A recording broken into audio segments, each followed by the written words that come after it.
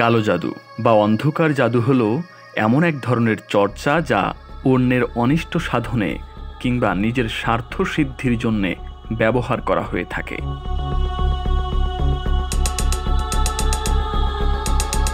এটি অতিমানবিক ও অশুভ শক্তির সংশ্লিষ্টতা।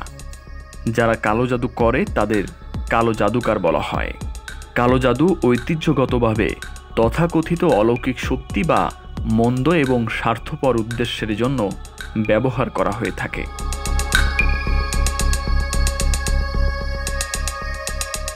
জাদু এক অদ্ভুত কর্মকাণ্ড যা মানুষের বিবেককে গোলকধাঁধায় ফেলে দেয়। সাধারণত মানুষ জাদুর মাধ্যমে আশ্চর্য রকমের কর্মকাণ্ড ঘটিয়ে ফেলে।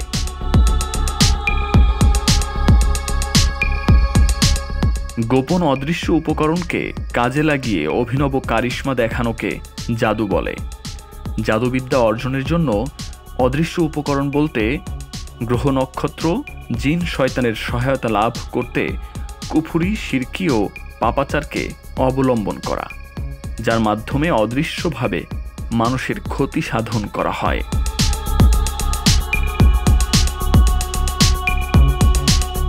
বিশেষ ধরনের সাধনা ও যোগ ব্যায়ামের মাধ্যমেও এই বিদ্যা অর্জিত হয়। এগুলো মুশরিক ও জাহেলি যুগের লোকদের মাঝে প্রাচীনকাল থেকেই এর বহুল প্রচলন ছিল, যার রেশ এখনও রয়েছে। ইসলামী শরীয়তে এগুলো হারাম ও চরম অবৈধ এবং গুনাহের কাজ।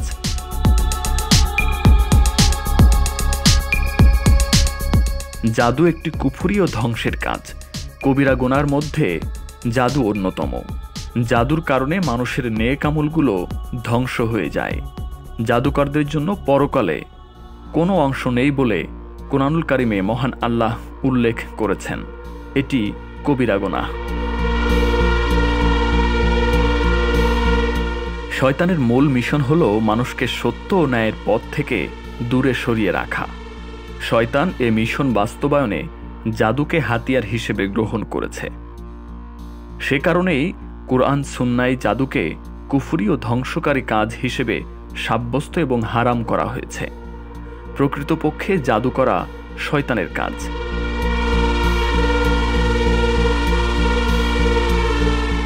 মানুষের ক্ষতি সাধনের উদ্দেশ্যে কিংবা আমিত্ব প্রকাশের উদ্দেশ্যে যদি কেউ জাদুবিদ্যা প্রয়োগ করে তাও কুফরি।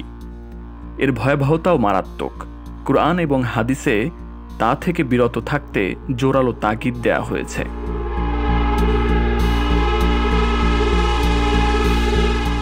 পবিত্র কোরআনের সূরা বাকারার 102 নম্বর আয়াতে আল্লাহ তাআলা বলেন, তারা ওই শাস্ত্রের অনুসরণ করল যা সুলাইমানের রাজত্বকালে শয়তানরা আবৃত্তি করত। সুলাইমান কুফরি করেনি, শয়তানরাই কুফরি করেছিল। তারা মানুষকে জাদুবিদ্যা এবং বাবেল শহরে হারুত ও মারুত দুই ফেরেশতার প্রতি যা অবতীর্ণ হয়েছিল তা শিক্ষা দিত। তারা উভয়ই এ কথা না বলে কাউকে শিক্ষা দিত না যে আমরা পরীক্ষার জন্য, কাজেই তুমি কাফের হইও না। অতঃপর তারা তাদের কাছ থেকে এমন জাদু শিখত যার দ্বারা স্বামী ও স্ত্রীর মধ্যে বিচ্ছেদ ঘটে। তারা আল্লাহর আদেশ ছাড়া তদ্বারা কারও অনিষ্ট করতে পারত না। যা তাদের ক্ষতি করে এবং উপকার না করে তারা তাই শিখে। তারা ভালোরূপে জানে যে যে কেউ জাদু অবলম্বন করে তার জন্য পরকালে কোনো অংশ নেই। যার বিনিময়ে তারা আত্মবিক্রয় করেছে তা খুবই মন্দ, যদি তারা তা জানত।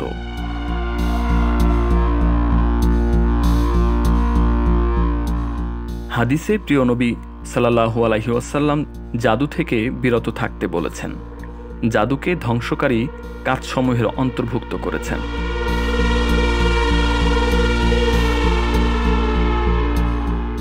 হযরত আবু হুরায়রা রাদিয়াল্লাহু তাআলা আনহু থেকে বর্ণিত, রাসূলুল্লাহ সাল্লাল্লাহু আলাইহি ওয়াসাল্লাম বলেছেন, তোমরা 7টি ধ্বংসকারী বস্তু থেকে বেঁচে থাকো। তারা বললেন, হে আল্লাহর রাসূল সাল্লাল্লাহু আলাইহি ওয়াসাল্লাম, সেগুলো কি?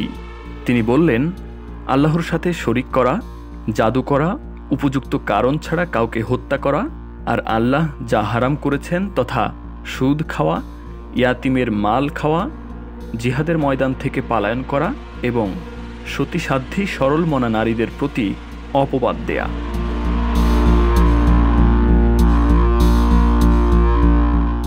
ইসলামে কালো জাদুর শাস্তি কি? কোনো ব্যক্তি যদি কাউকে কালো জাদু করে এবং তার মাধ্যমে যদি সে ক্ষতিগ্রস্ত হয় এবং সেটি আদালতে যখন প্রমাণিত হবে, তখন ইসলামী শরিয়া অনুযায়ী আদালতে তার শাস্তির বিধান হবে।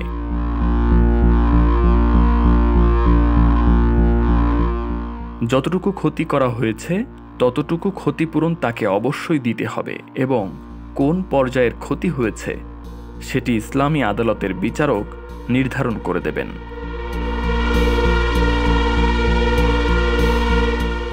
এই ক্ষেত্রে যিনি কালো জাদু করেছেন অথবা এই কাজে লিপ্ত রয়েছেন, তার জন্য ইসলামী বিধান হচ্ছে তাকে তাওবা করতে হবে।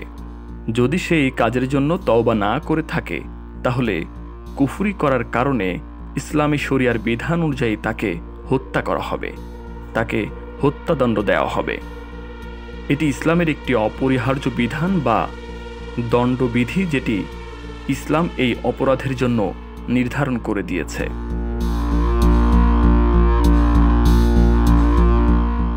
কালো জাদু বা জাদু করাকে হালাল হিসেবে গ্রহণ করা কুফরি, কেননা কুরআন এবং হাদিসে জাদুকে যথাক্রমে অনিষ্টকর বিদ্যা ও ধ্বংসাত্মক কাজ বলে বর্ণনা করা হয়েছে।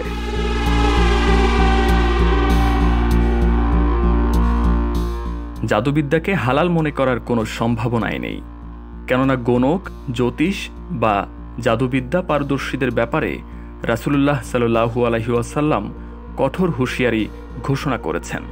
হাদিসে এসেছে, যে ব্যক্তি গণক, জ্যোতিষীর কাছে গিয়ে ভবিষ্যৎ সম্পর্কে জানতে চায়, 40 দিন পর্যন্ত তার নামাজ কবুল হয় না।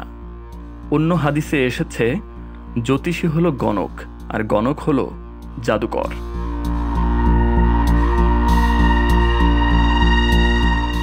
জাদুবিদ্যা অর্জন করা, জ্যোতিষী বা গণকের কাছে যাওয়া এবং তাদের কথায় বিশ্বাস স্থাপন করা, এসবই ঈমানের পরিপন্থী। সুতরাং জাদুবিদ্যা অর্জন থেকে মুমিনের বিরত থাকা অপরিহার্য কর্তব্য।